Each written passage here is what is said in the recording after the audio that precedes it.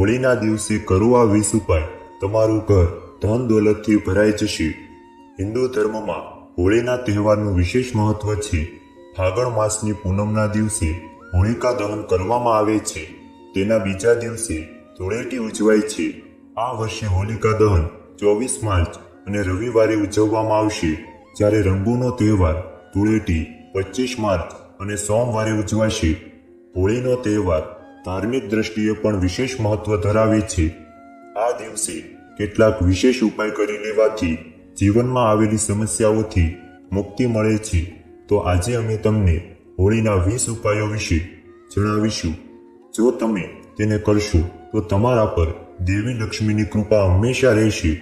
આ સિવાય તમારા ઘરમાં સુખ, શાંતિ અને સમૃદ્ધિ રહેશે. દોસ્તો, વિડીયોમાં આગળ વધતા પહેલા વિડીયોને લાઈક અને ચેનલને સબસ્ક્રાઇબ કરવાનું ભૂલશો નહીં. નંબર 1, ઘરના મુખ્ય દ્વાર પર તોરણ લગાવવું એ શુભ છે. તે નકારાત્મક ઉર્જા ઘરમાં પ્રવેશથી અટકાવે છે. આવી સ્થિતિમાં હોળીના દિવસે ઘરમાં આસોપાલવના તોરણ બનાવીને ઘરના મુખ્ય દ્વાર પર લગાવવું. આ સિવાય આંબાના પાનનું તોરણ બનાવી શકો છો. એવું માનવામાં આવે છે કે આ ઉપાયથી દેવી લક્ષ્મીના આશીર્વાદ મળે છે અને ધનની ક્યારેય કમી નથી રહેતી. નંબર 2, હોળીના દિવસે ઘરના મુખ્ય દ્વાર પર દીવો પ્રગટાવવો શુભ ગણાય છે. તેનાથી માતા લક્ષ્મી પ્રસન્ન થાય છે. તેથી હોળીના દિવસે જ્યારે સાંજે અંધારું થઈ જાય ત્યારે તમારે ઘરના મુખ્ય દ્વાર પર દીવો કરવો જોઈએ. આ નકારાત્મક શક્તિઓને ઘરની અંદર આવવા દેશે નહીં. નંબર 3, પવિત્ર હોળીના શુભ અવસર પર દેવી લક્ષ્મીની પૂજા કરી તેને તુલસીની મંજરી અર્પણ કરો. આમ કરવાથી દેવી લક્ષ્મી પ્રસન્ન થશે અને તમારા જીવનમાં આર્થિક નુકસાનથી તમારું રક્ષણ કરશે. આ ઉપાય કરવાથી જીવનની આર્થિક સમસ્યાઓ દૂર થઈ જશે તથા દેવી લક્ષ્મીની કૃપા પ્રાપ્ત થશે. નંબર 4, હોળી રંગોનો તહેવાર છે અને આ દિવસે એવા રંગોથી રંગોળી બનાવવી શુભ છે જે દેવતાઓને પસંદ હોય છે. ધનની દેવી લક્ષ્મીને પ્રસન્ન કરવા માટે ઘરની બહાર પીળી અને લાલ રંગની રંગોળી બનાવવું. વાસ્તુમાં રંગો સંબંધિત ઉપાયો અપનાવીને અનેક પ્રકારના વાસ્તુ દોષોને દૂર કરી શકાય છે. એવું કહેવાય છે કે આવા રંગોની રંગોળી બનાવવાથી દેવી લક્ષ્મી પ્રસન્ન થાય છે. નંબર 5, હિન્દુ ધર્મમાં ગંગાજળનું ખૂબ જ મહત્વ છે. પૂજાથી લઈને હવન સુધી દરેક વસ્તુમાં ગંગાજળનો ઉપયોગ કરવામાં આવે છે. આ સિવાય ઘરમાં ગંગાજળ છાંટવાથી નકારાત્મકતા દૂર થાય છે. આવી સ્થિતિમાં હોળીના દિવસે સૂર્યોદય પહેલા જાગવું અને સ્નાન વગેરે કર્યા પછી મહાદેવની પૂજા કરવી. આ પછી હાથમાં ગંગાજળ લઈને આખા ઘરમાં છાંટો. આ દરમિયાન સતત હર હર મહાદેવનો જાપ કરો. તેનાથી નકારાત્મક ઉર્જા તમારા ઘરમાં રહેતી નથી. નંબર 6, આર્થિક સમૃદ્ધિ પ્રાપ્ત કરવાની ઈચ્છા હોય તો હોલિકા દહનના દિવસે 108 મખાનાની માળા બનાવીને લક્ષ્મીજીના મંદિરમાં જઈ અર્પણ કરો. હોળીના દિવસે 1.25 કિલો ચોખાની ખીર બનાવીને વૃદ્ધાશ્રમમાં દાન કરો. નંબર 7, પૂજા કરતા પહેલા સ્નાન કરો અને સ્વચ્છ વસ્ત્રો પહેરો. પછી માતા લક્ષ્મી અને અન્ય દેવતાઓની પૂજા કરો. આ દરમિયાન દેવી લક્ષ્મીને પીળા વસ્ત્રો, કેસર, ચંદન અને મીઠાઈઓ અર્પણ કરો. દેવી દેવતાઓને પ્રસન્ન કરવા માટે તેમને વિવિધ પ્રકારની મીઠાઈઓ ચડાવો. હવે થોડીવાર માટે ભગવાનની પૂજામાં લીન થઈ જાઓ. જો તમે ઈચ્છો તો સૂર્યદેવને જળ પણ અર્પણ કરી શકો છો. નંબર 8, વાસ્તુશાસ્ત્ર અનુસાર ઘરમાં ધૂપ કરવાથી નકારાત્મક ઉર્જા આવતી નથી. આવી સ્થિતિમાં હોળીના દિવસે પૂજા કર્યા પછી આખા ઘરમાં ધૂપ કરવાથી સકારાત્મક પરિસ્થિતિ સર્જાશે. ધૂપમાં ગુગળની સાથે લોબાન, લવિંગ અને કપૂરનો ધૂપ કરવો જોઈએ. નંબર 9, હોલિકા દહનના દિવસે આ ઉપાય કરી શકો છો. આ માટે સૌથી પહેલા લાલ કપડું લ્યો. ત્યારબાદ તેમાં 7 લવિંગ, 7 બદામ અને 7 કાળા મરી નાખીને કપડાને સારી રીતે બાંધી લ્યો. આ પછી તેને સળગતી હોલિકાને અર્પણ કરો. તેનાથી પરિવારમાં સકારાત્મકતા જળવાઈ રહેશે. આ સિવાય તમારા ગ્રહો પણ શાંત રહેશે નંબર 10, ધન પ્રાપ્તિની ઈચ્છા હોય તો હોલિકા દહનની અગ્નિમાં સફેદ રંગની મીઠાઈ અર્પણ કરો. હોલિકા દહનના દિવસે દેવી લક્ષ્મીની પૂજા યોગ્ય રીતે કરો અને બ્રાહ્મણોને ભોજન કરાવો અને તેમને દાન પણ આપો. નંબર 11, ઘર અને પરિવારમાં રહેલી નકારાત્મકતાને દૂર કરવા માટે તમે હોળીના દિવસે ઘરમાં વૃક્ષ અને છોડ વાવી શકો છો. વાસ્તુશાસ્ત્ર અનુસાર છોડ લગાવવાથી ઘરમાં રહેલા દોષોને દૂર કરી શકાય છે.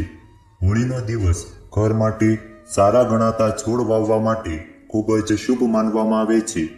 આમ કરવાથી ઘરમાં સકારાત્મકતા પણ જળવાઈ રહેશે. નંબર 12, ઘરમાં માતા લક્ષ્મીનો હંમેશા વાસ થાય, એટલે કે ઘરમાં હંમેશા ધન અને ધાન્ય ભરેલું રહે તેવી ઈચ્છા હોય તો હોળીના દિવસે સ્ફટિકનું યંત્ર લાવી ગંગાજળથી તેનો અભિષેક કરીને ઘરના મંદિરમાં સ્થાપિત કરો. ત્યાર પછી રોજ તેની પૂજા કરો. આ કામ કરી લેવાથી માતા લક્ષ્મી તમારા ઘર પર હંમેશા કૃપા વરસાવતા રહેશે. નંબર 13, હોળીના દિવસે ઘરમાં તુલસીનો છોડ અવશ્ય લગાવવો. એવું માનવામાં આવે છે કે જે ઘરમાં તુલસી હોય છે ત્યાં નારાયણ પણ વાસ કરતા હોય છે.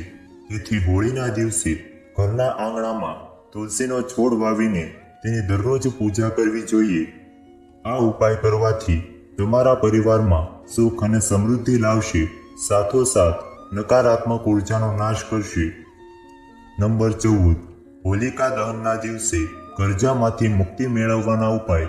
જો તમારે કર્જામાંથી મુક્તિ મેળવવી હોય તો હોલિકા દહનના દિવસે હોલિકા અગ્નિમાં ગુલાલ અને તલ ચડાવો.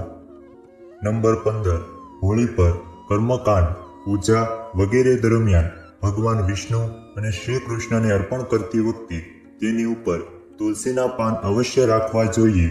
એવું માનવામાં આવે છે કે ભગવાન વિષ્ણુ અને ભગવાન કૃષ્ણ તુલસીના પાંદડા વિનાનો પ્રસાદ સ્વીકારતા નથી. તેથી તેમને પ્રસન્ન કરવા માટે તુલસીના પાંદડા ઉમેર્યા બાદ જ પ્રસાદ અર્પણ કરવો જોઈએ. નંબર 16, એવું પણ જોવામાં આવ્યું છે કે વાસ્તુ દોષના કારણે ઘરમાં જ નહીં પરંતુ પતિ અને પત્ની વચ્ચે સુમેળ હોવા છતાં ઘણીવાર વિવાદો થતા હોય છે. આ વિવાદોને દૂર કરવા માટે હોળીના દિવસે ભગવાન કૃષ્ણ અને રાધાની મૂર્તિઓ ઘરમાં સ્થાપિત કરી શકો છો.